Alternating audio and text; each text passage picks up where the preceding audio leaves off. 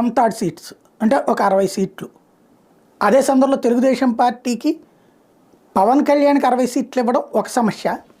భారతీయ జనతా పార్టీతో పొత్తు పవన్ కళ్యాణ్ తీసుకొస్తున్నారు. వాళ్ళకు 14-15 ఇవ్వాలి. అప్పుడు ఎట్లా అంటే 75. అప్పుడు తెలుగుదేశం 100 చోట్ల పోటీ చేయాలి. చేస్తే అప్పుడు తెలుగుదేశం పరిస్థితి ఏంటి?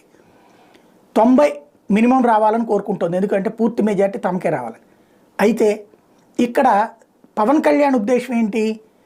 తెలుగుదేశం పార్టీకి 50-60 వచ్చి జనసేనకి భారతీయ జనతా పార్టీకి కలిపి 40 వస్తే అప్పుడు తెలుగుదేశం మాట వింటుంది. లేకపోతే కనుక తమని ఎట్లా ఆడుకుంటుంది అనేది గతంలో బీజేపీతో పొత్తప్పుడో కమ్యూనిస్టులతో పొత్తప్పుడో చూశారు కాబట్టి తను ఆ రూట్లో ఉన్నారు.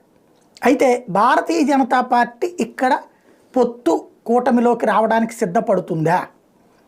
లింకు సెట్ అంటే ఇప్పుడు భారతీయ జనతా పార్టీని పవన్ కళ్యాణ్ తీసుకుని వస్తే అప్పుడు తెలుగు